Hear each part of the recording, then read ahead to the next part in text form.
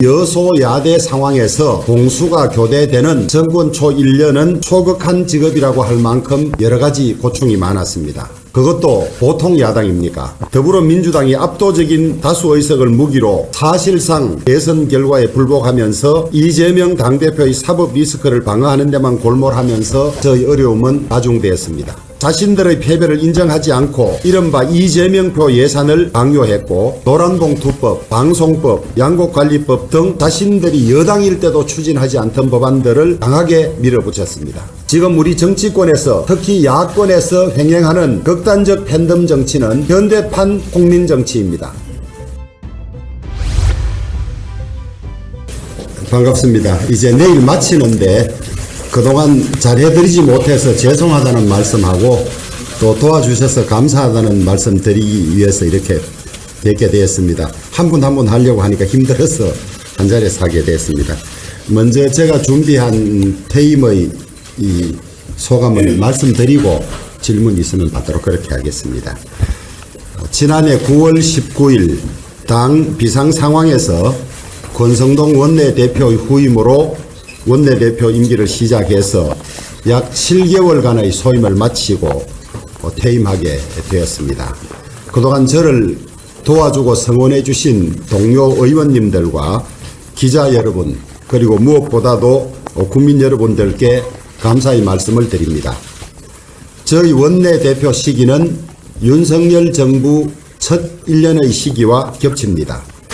새 정부의 첫 1년은 여야의 공수가 교대되는 시기이기도 하고 새 정부의 5년간의 국정계획의 초석을 놓는 시기이기도 합니다. 이러한 시기에 원내대표를 맡아서 조금이라도 기여했다는 데 대해서 보람을 느낍니다. 물론 그것은 무한한 인내의 시간이기도 했습니다. 저는 종종 원내대표 직업을 극한 직업이라고 표현하기도 합니다마는 특히 여소야대 상황에서 공수가 교대되는 정권 초 1년은 초극한 직업이라고 할 만큼 여러 가지 고충이 많았습니다. 그것도 보통 야당입니까? 더불어민주당이 압도적인 다수 의석을 무기로 사실상 대선 결과에 불복하면서 이재명 당대표의 사법 리스크를 방어하는 데만 골몰하면서 저의 어려움은 가중되었습니다. 모두 기억하시겠지만은 민주당은 윤석열 정부의 중점 법안을 거의 모두 거부했고 2023년 예산안 심의 과정에서도 윤석열 정부의 핵심 사업 예산은 모두 삭감했고 새 정부가 출범했으면 적어도 일은 시작할 수 있게 해줘야 하는데 자신들의 예산을 반드시 관철하려고 하면서 시작 자체를 막는 상황이었습니다.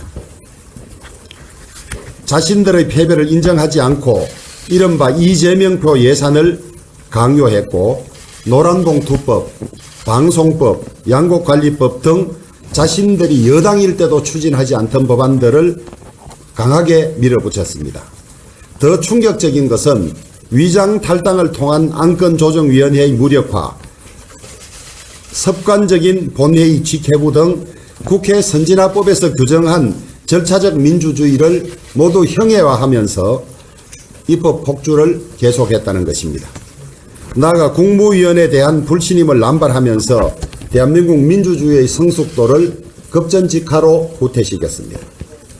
모든 국민을 슬픔에 빠지게 했던 이태원 참사는 그렇지 않아도 소모적 진영 대결의 폐해로 얼룩진 우리 의회 정치에 또 다른 긴장을 초래했습니다.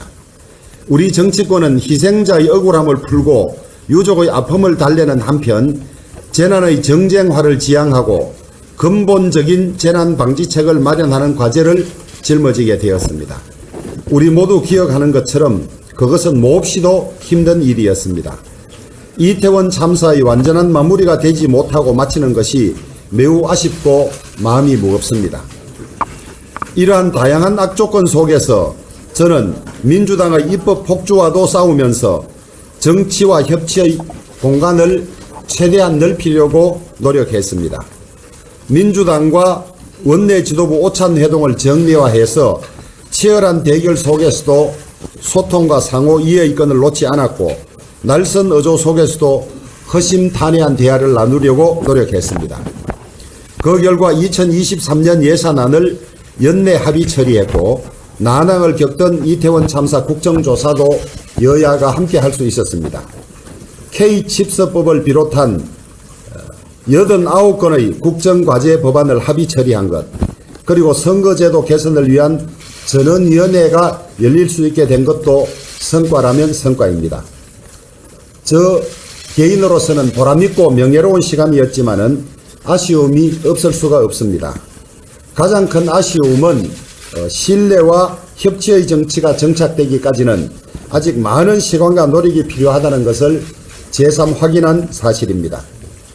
지난번 원내 교섭단체 연설에서도 말씀드렸습니다마는 지금 대한민국은 세기적 전환기에 처해 있습니다.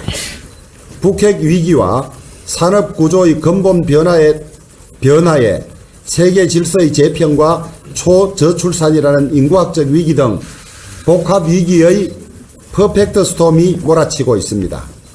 우리 정치권 전체가 손을 맞잡고 국민들을 이끌지 않으면 이 폭풍우를 헤쳐나갈 도리가 없습니다. 이런 중차대한 시기에 당리당략에 따른 와각지쟁, 달팽이 뿔 위에서의 싸움은 당장 멈추어야 합니다. 하지만 우리는 지난 수십 년에 걸쳐 극단적 진영 정치를 해오고 있고 당장 끝날 기미도 보이지 않습니다. 이와 관련해서 저는 특히 그리스 아테네 민주주의의 몰락을 떠올리지 않을 수 없습니다. 민주주의가 아무런 자기 절제 없이 대중 선동과 숫자의 힘에 의지할 때 폭민정치로 전락하며 아테네는 결국 폭민정치로 멸망하고 말았습니다. 지금 우리 정치권에서 특히 야권에서 횡행하는 극단적 팬덤 정치는 현대판 폭민정치입니다. 우리 정치권이 팬덤 정치의 유혹을 떨치고 민주적 건강성을 회복할 때만 신뢰와 협치의 정치가 가능합니다. 지금이라도 우리 국회가 신뢰와 협치의 정치에 나서야 합니다. 저는 이제 원내대표실을 떠나서 평의원으로 돌아가게 됩니다. 거기에서 다시 신뢰와 협치의 정치 복원을 위해서 최선의 노력을 다하겠습니다. 그동안 도와주셔서 감사드리고 전화 친절하게 자주 받아주지 못해서 죄송합니다. 고맙습니다.